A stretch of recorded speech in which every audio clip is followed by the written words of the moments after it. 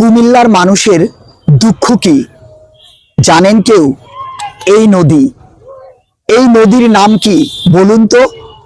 এই নদীর নাম গোমতী। ডুবে গেছে নদী, ডুবে গেছে খেলার মাঠ, ডুবে গেছে ফসলের ক্ষেত, ডুবে গেছে বাড়ি, ডুবে গেছে নদীর চরাঞ্চল। এ কি দুর্দশা মানুষের! টানা বৃষ্টি আর বৃষ্টি, পানি আসছে আর ক্রমশই বাড়ছে, থামবার যেন অবকাশ নেই। কোথায় যাবে এই গোমতী পাড়ের চরাঞ্চলের মানুষ সহ অন্য জেলার বন্যার্ত মানুষেরা? একটু ভাবলেই গা শিউরে ওঠে। আপনার মনে কি প্রশ্ন জাগছে, কোত্থেকে আসছে পানি? উত্তর খুঁজতে গিয়ে জানা যায়, একটানা বৃষ্টি হওয়ার ফলে ভারতে দেখা দিয়েছে ভয়াবহ বন্যা। ত্রিপুরায় উৎপত্তি হওয়া গোমতী নদী প্রায় 150 কিলোমিটার অতিক্রম করে কুমিল্লার ভিতর দিয়ে বাংলাদেশে প্রবেশ করেছে। বন্যা বাড়ার সঙ্গে সঙ্গে ভারতের ত্রিপুরায় ডম্বুর জলবিদ্যুৎ প্রকল্প সহ আরো বেশ কিছু নদীতে দেয়া বাঁধ খুলে দেওয়া হয়েছে। এর ফলে ক্রমশই পানি প্রবেশ করছে বাংলাদেশে। কুমিল্লার গোমতী নদীর চরাঞ্চলের ডুবে যাওয়া মানুষের বাড়িঘর যে ডুবে গেছে তা নয়, কুমিল্লার বেশ কয়েকটি উপজেলাও ডুবে গেছে। ভারী বৃষ্টি আর উজানের পানিতে ফেনীর পরশুরাম ও ফুলগাজী উপজেলার বিভিন্ন এলাকায় বন্যা পরিস্থিতি তীব্র আকার ধারণ করেছে। এর মধ্যে বাদ যায়নি নোয়াখালীও। তলিয়ে গেছে বাড়িঘর, রাস্তাঘাট, অফিস আদালত, মসজিদ মন্দির, ফসলি জমি, গৃহপালিত পশু। কত মানুষ যে হয়েছেন ঘরহারা। এমন পরিস্থিতিতে প্রতিটি এলাকা জুড়ে মানুষের মনে যেন শঙ্কা বেড়েই চলেছে। বিদ্যুৎহীন হয়ে পড়েছে পুরো এলাকা, বিচ্ছিন্ন হয়ে গেছে মোবাইল সংযোগ। কুমিল্লার কথাই তুলে ধরা যাক।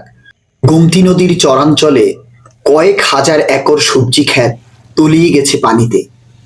এরই মধ্যে অনেক বাসিন্দা ঘরবাড়ি ছেড়ে জিনিসপত্র নিয়ে নদীর পাশে রাস্তায় এসে আশ্রয় নিয়েছেন।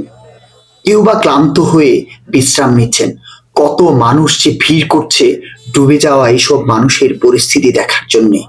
বেশ কিছু স্বেচ্ছাসেবী সংগঠনকেও দেখা যায়। কেউ বা এসে আন্তরিকতার হাত বাড়িয়ে দিচ্ছে, কেউ বা পানিতে নেমে বন্যার্ত মানুষের ঘর বাড়ি থেকে প্রয়োজনীয় আসবাবপত্র আনার কাজে সহযোগিতা করছেন। কেউ কেউ মালামাল নিয়ে নিরাপদ আশ্রয়ে যাচ্ছেন। কেউ কেউ কৌতূহলী দৃষ্টি নিয়ে গোমতী নদীর সেতুর উপর দাঁড়িয়ে পানির অবস্থা দেখছেন। পানি যেন কোনো ক্রমেই কমছে না, বাড়ছে অনবরত। নদীর পাড় যেন এক ঝুঁকির মুখে পড়েছে। যদিও একদল জনতা রয়েছে নদীর বাঁক পাহারায়, কোথাও ফাটল দিয়ে পানি বের হচ্ছে কিনা সেদিকেও লক্ষ্য রাখা হচ্ছে। একটু সমস্যা হলে সবাই একত্রিত হয়ে উপর্যুপরি ব্যবস্থা নিচ্ছে। বাংলাদেশের এই বন্যাকে কেন্দ্র করে মানুষের মধ্যে যেন এক মেলবন্ধন তৈরি হয়েছে। এটা সত্যি প্রশংসনীয়। এই বন্ধন অটুট থাকলেই এগিয়ে যাবে আগামীর বাংলাদেশ। আজকের মতো বিদায় নিচ্ছি, তবে যাবার আগে একটা কথা না বললেই নয়।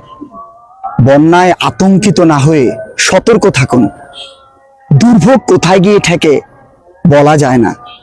সবাই মিলে বন্যার্ত মানুষের পাশে দাঁড়ান।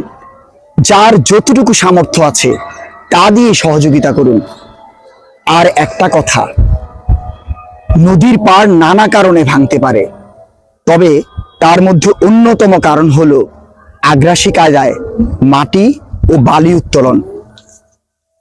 বাংলাদেশের যে কোনো প্রান্তে নদী থেকে বালি কিংবা মাটি তুলতে দেখবেন, ছাত্র জনতা এক হয়ে প্রতিহত করবেন। না হয় নদীর পাড় ভেঙে যুগের পর যুগ দুর্ভোগ পোহাতে হবে। এবার ফেরার পালা।